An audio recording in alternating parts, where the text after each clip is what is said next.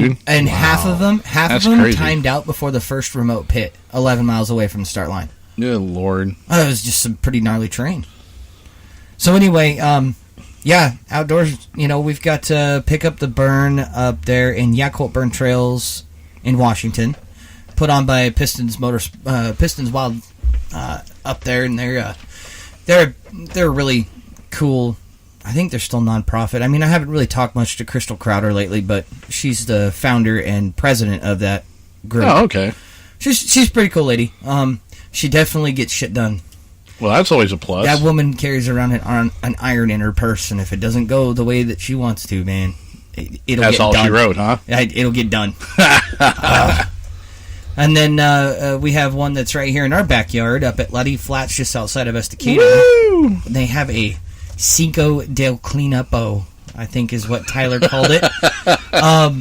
Last year, or 2 years ago, when Dirt Minions put it on, we picked up 1,900 pounds of trash out of the forest. Oh, wow. That's a lot. Including a corner of a boat hull. What? With the numbers on it. Really? In the forest? Yep. Yeah.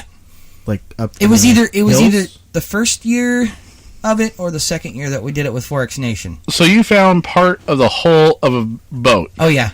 Up in the woods. That actually won, and then Was there like a boat trailer or anything nearby? Nope. It was chopped up and left in the woods. What? Just chunks of fiberglass hull. Dude, people do that stuff all the time. They'll go up there with full trailers, dump their crap, and then just leave. Well, at least you found it with the hull ID number on it. The only crappy thing is there's no registered owner.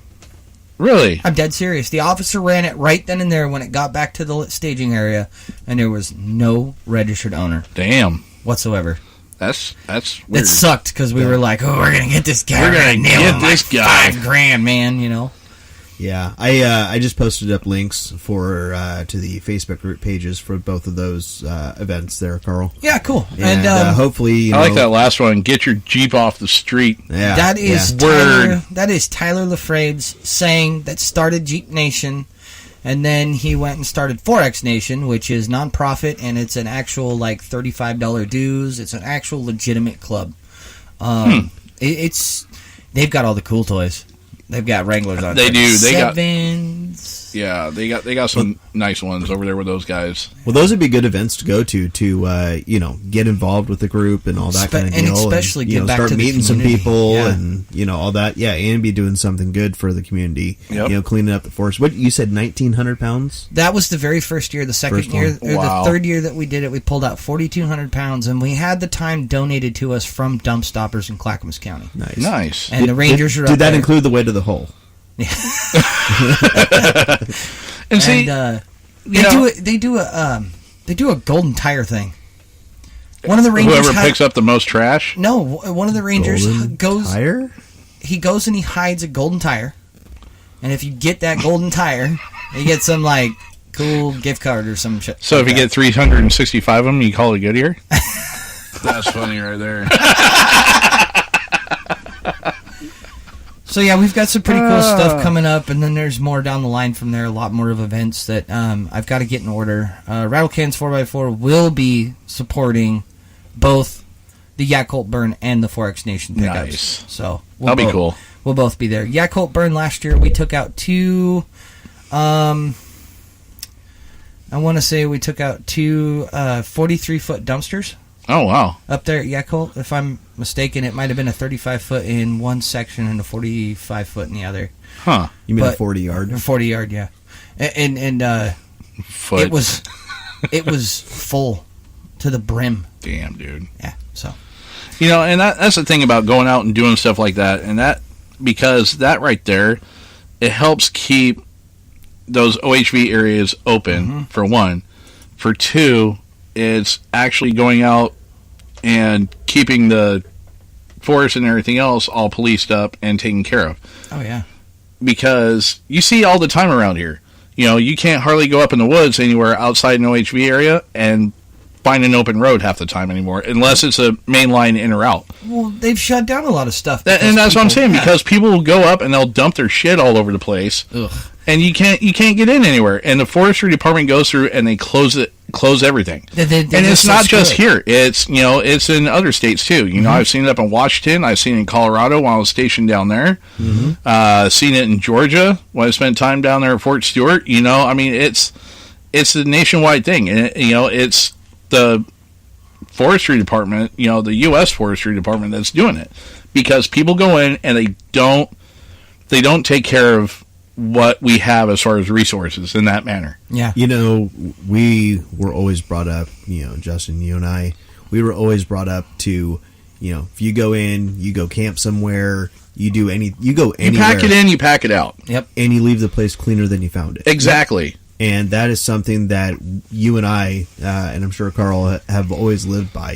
Every time, absolutely. Every time that we've ever gone camping, like back in the day with my mom or my stepdad, or stuff like that, man, it was always police the area before you left. Yes. Cigarette butts, if they didn't belong to my parents, we still picked them up. Right. Absolutely. We still picked them up, and we either put them in the trash bag or we left it. If it was a cigarette butt or something that could be burned, it got left in the fire pit for the next person. Well, even then, here's the thing about it, like with cigarette butts and shit like that, because I'm a smoker, and, even, my dad used to smoke, my mom smokes, whenever we go camping or anything else, if it's not going, when you get done smoking, you feel sure about the cherry, put it out, and you either put it in one of three places. It either goes in an ashtray, goes in a burning fire pit, or it goes in the garbage. Yep. Yes. That's it. It doesn't get thrown on the ground or wherever, just nilly-milly. I mean, no. You don't freaking do that. And it's the same with any garbage or recycling or anything else like that. You bring it in, you pack it out. It's simple as that. And that's why I definitely appreciate these groups, getting together and getting the sponsorship and all that kind of deal to get out there and go and clean up after these messy people. And the cool thing about 4X Nation is that for every signature that gets up there to volunteer, they get, their hours get tripled or, donated or whatever. They get money to be able to put, like, this is only rumor yet, bathrooms at the staging area at Liddy. I heard about that, actually. That's going to be really cool. Finishing the bike loading zone, if people would learn to stay off of it, that'd be wonderful. Right. And there's a possibility they may even make another entrance to the area for camping. Oh, that'd be cool. Like tent camping. Nice. This is only stuff that I've heard. Don't quote me on it. But, like... Well, but it'd be cool if they actually did something like that. It'd be kind of like if they did that down the, as an example, down the corridor there in the Walla River. It'd be nice if they did something like that. I mean, they have... When was the last time you went up the corridor? About a year. Actually, no, less than a year ago. It's only been... Because they put in a whole bunch of, like, bathrooms. Well, I know they put in the bathrooms and they put in the temporary parking. But they did not put in, like, any... Oh, no, I take it back. There's, like, 2. Designated campgrounds. Yes, 2 designated campgrounds. Yes. But even then, you can only fit, a couple RVs or whatever in there. And... Well, I was always told that you could camp alongside the river for up to, like, 14 days. It used to be through there. It used to be with a general 21-day rule. Right. You could camp as long as 21 days in either a state or a national forest before you have to pack up and leave. As long as it's quote unquote leave. As long as it's not marked as no camping, then you can do that.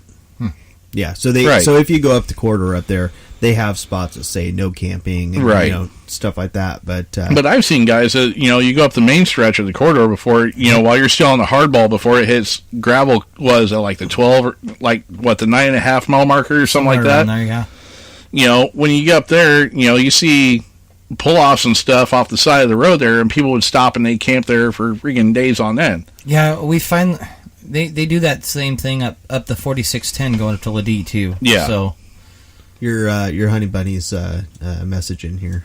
I see that. And he's better camping facilities. Well, what's that? You're talking about the Molalla corridor or Ladee or what? Cricket. Well, she's got a house full, so. Gotcha. Full? I thought you dropped him off. Yeah. No. Oh, you didn't? Never mind. I was going to say you didn't drop him off at the pool, but that's... Oh. Sorry, Erica, I had to. Oh, Lottie. Oh, Lottie, gotcha. Yeah. So. It's L-L-E. Yeah. There she goes. Now she got it. There she goes. That's my girl. She spells better than you do, Carl. Shut up. It's pretty bad when the guy that freaking has a name, spells it with a K instead of a C. I don't spell it with a K. Yeah, okay. I don't. Okay. It's C. Yeah, you say it's C, but you write a K. No, I don't. I'm just saying. You I'm need to work on. You need to work on your spelling, bro. I'm not that dyslexic. Oh, shush! I'm listening. Yes, we know you're listening. I'm getting it from here.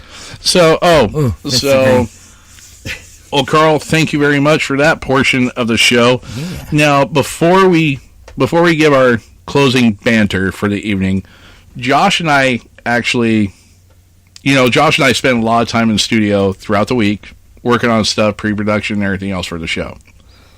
Which, by the way, somebody needs to show up a little more often and help out. Just Trust saying, me. or at least call us and Yeah. Yeah. Sorry to break your balls on the show, dude, but Ouch. it's okay. They're really sore. You know what, dude? What were you guys? We'll be saying that all night long. You guys have been busting my chops half the night anyhow, so bam, got you back. So Josh and I were actually messing around earlier with something, and we wanted to wait until tonight on the show to share it with you. Oh, God. Yes. Here we go again. Because we've been waiting on you for over half the day today to get here. We've been bugging you since what, about 1:30 this afternoon? Yeah, something like I that. have to go back and look. So, you know who Brad Paisley is. Yes. I'm very Oh, no. I know there's the version about waiting on a woman. Oh, Jesus. Sitting on a bench at West Town Mall. He sat down. Did you make this? Just wait. And asked me, "You waiting on a car?"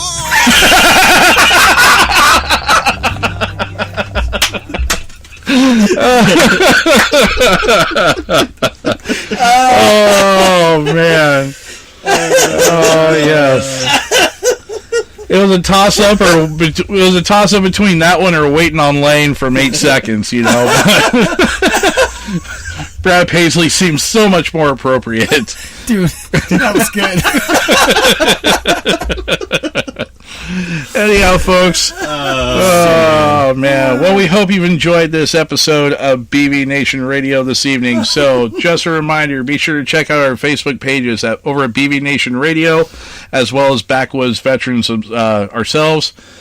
Also, a reminder, be sure to go over to ThreatCom5Clothing.com and pick up your BB Nation t-shirts and hoodies. Sale ends on those on February 23rd. So, with that, thank you to our sponsors, WarriorPoint.org and ThreatCom5 Clothing. Appreciate the guys' help with getting us on VRS itself. So thank you again, everybody, and we will catch you here next week. Have a good evening. This has been another episode of BB Nation Radio right here on VRS.